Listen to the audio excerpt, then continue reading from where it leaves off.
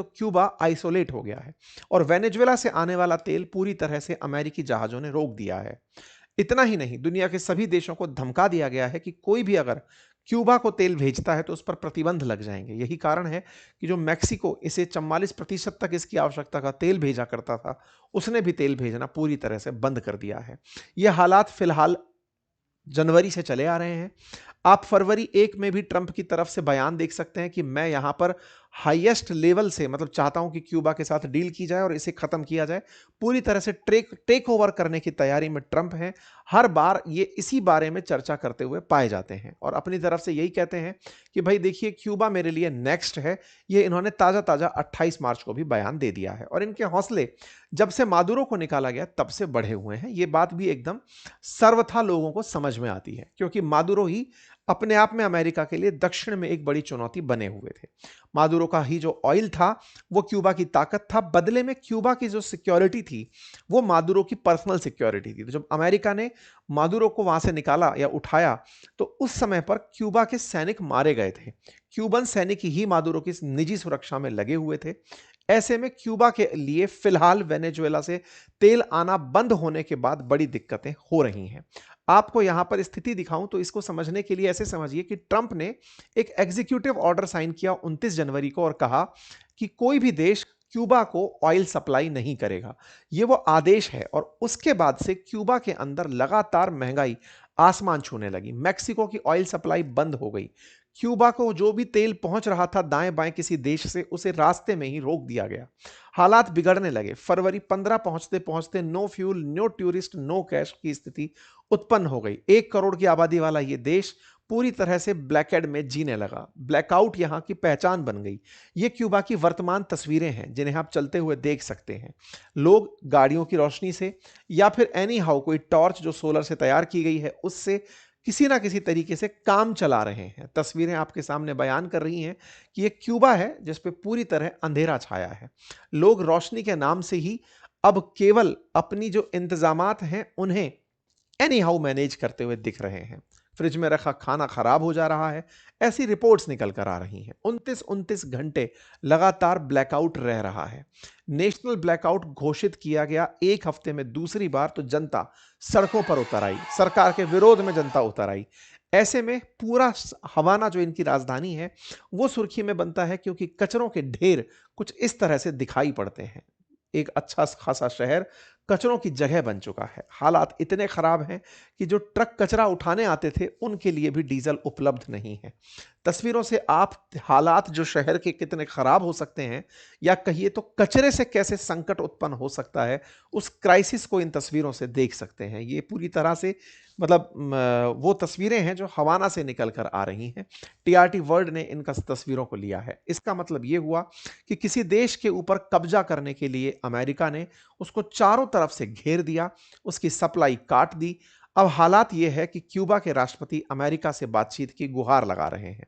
अपनी तरफ से तमाम प्रयास कर रहे हैं कि अमेरिका उनके साथ बातचीत करे। बातचीत के लिए अमेरिकी सरकार क्या ऑफर देती है, क्या पूरी तरह से इसे कब्जा कर लिया जाएगा, ये देखने वाली ट्रंप के ऊपर बात है। He can do anything I want with Cuba, ऐसा ट्रंप का कहना है कि मैं जो चाहूं क्यूबा के साथ कर सकता हूं। क्यूबा हमारे लिए नेक्स्ट है, अब हम उसको कैसे भी कर सकते हैं। अच्छा, ऐसे में बड़ा सवाल यह बनता है कि अमेरिका को फिलहाल कौन इसके बारे में सलाह दे रहा है कि आपको क्यूबा के साथ ये करते ही खेल खत्म हो जाएगा। तो नाम निकलकर मार्को रूबियो का आता है। असल में मार्को रूबियो के पेरेंट्स जो हैं उन्हें कभी फिदेल कास्त्रो के पहले ही क्यूबा से भगा दिया गया था। वो क्यूबन लोग थे, क्यूबा छोड़कर अमेरिका आए थे।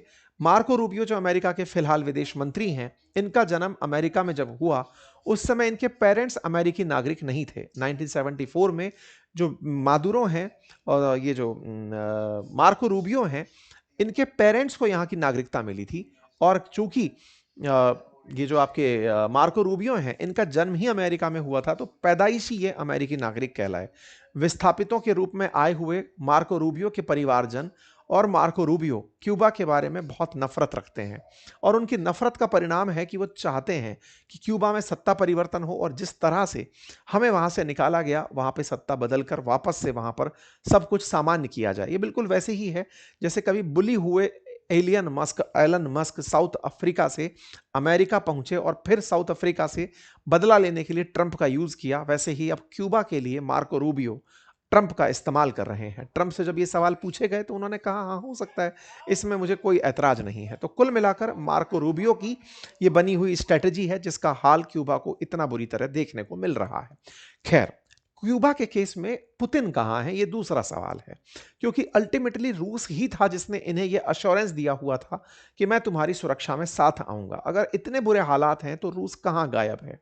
ऐसे में रूस की वजह से ये देश कम्युनिस्ट झंडा उठाए चल रहे थे, वो रूस कहां है? तो साथियों, चर्चा निकल कर आती है कि ट्रंप ने इस पूरे रशिया ये ईरान इजराइल वॉर में जैसे ही तेल पर से प्रतिबंध हटाए, कहा कि रूस का तेल जो भी देश चाहे खरीद सकता है, उसके बाद रूसी जहाज निकलकर चल पड़े। और रशियन एम्बेसी की तरफ से निकले हुए यह सूचना बताती है कि 2 रूसी जहाज क्यूबा के लिए निकले। चूंकि पूरी तरह ब्लॉकेड किया हुआ था अमेरिकी सेना ने, लेकिन रूस अब जहाज भेज रहा था क्योंकि अमेरिका कह चुका था, तो वो जहाज फिलहाल यहां पहुंच गए हैं, ऐसी खबर निकलकर आती है।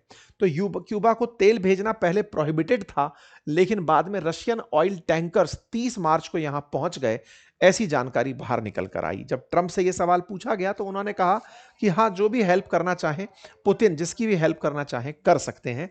एक प्रकार से इन लोगों ने, यानी अमेरिका ने, अब रूस को भी अपनी मर्जी के हिसाब से चलने वाला बना दिया है। स्टेट ऑफ हॉर्मुज पर कब्जा होने के बाद ट्रंप लगातार चाह रहे थे कि ये स्थिति में रूस का इस्तेमाल कर ले जाएंगे ताकि अमेरिका पर प्रेशर ना हो।